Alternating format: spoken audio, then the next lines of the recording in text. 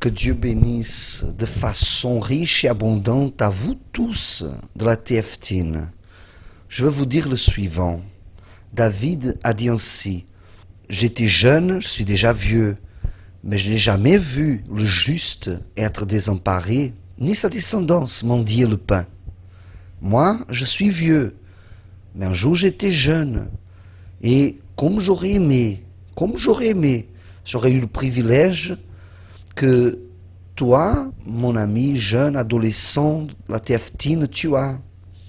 Car de si tôt pouvoir marcher dans la foi, j'aurais évité l'échec, les disgrâces qui ont dominé ma vie entre mes 12 et 18 ans.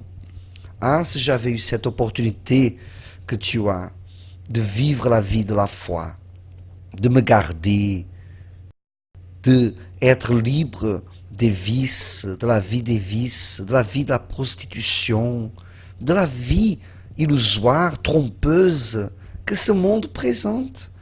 Les propositions trompeuses, illusoires que le monde présente. Peut-être que tu dis, il y a ceux qui pensent, « Ah, évêque, vous avez déjà vécu. » Oui, j'ai vécu et je regrette avoir vécu. Parce que seulement par la miséricorde de Dieu, je ne suis pas mort. J'ai déjà passé par la mort plusieurs fois. Alors, profite de cette opportunité. Sois pas dans l'illusion des propositions de ce monde. Toute la joie que ce monde offre, elle est momentanée. C'est juste cet instant-là. Et après, ce que vient, c'est le poids de la conscience, la douleur, tristesse, la culpabilisation. Le pire, c'est la culpabilisation. Alors, vous qui êtes TFTIN, profitez de cette opportunité. Ne laissez rien vous contaminer. Ne vous laissez pas tromper par votre cœur. Profitez de cette opportunité. Comme David dit ici dans le psaume, il demande « Comment le jeune peut-il garder pur son cœur en observant la parole de Dieu ?» Alors faites cela, méditez dans la parole. Chaque fois que vous méditez dans la parole, que tu médites dans la parole, tu fortifies ta foi.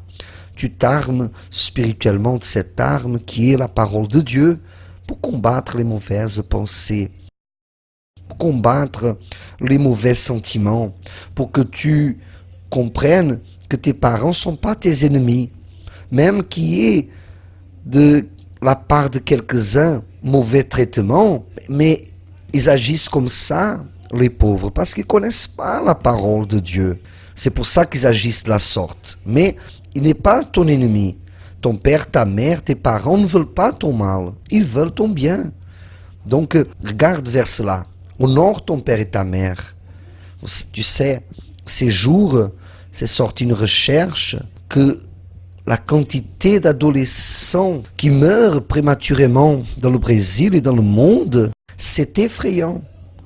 Mais tu sais pourquoi cela? Désobéissance aux parents. Il dit que celui qui honore son père et sa mère a des longs jours. Il vit plus de temps. Mais celui qui honore pas père et mère meurt d'une façon prématurée. Le seul commandement avec promesse, c'est celui-là. Honore ton père et ta mère, et tes jours se prolongeront sur la terre. Faites cela, jeune homme, jeune fille.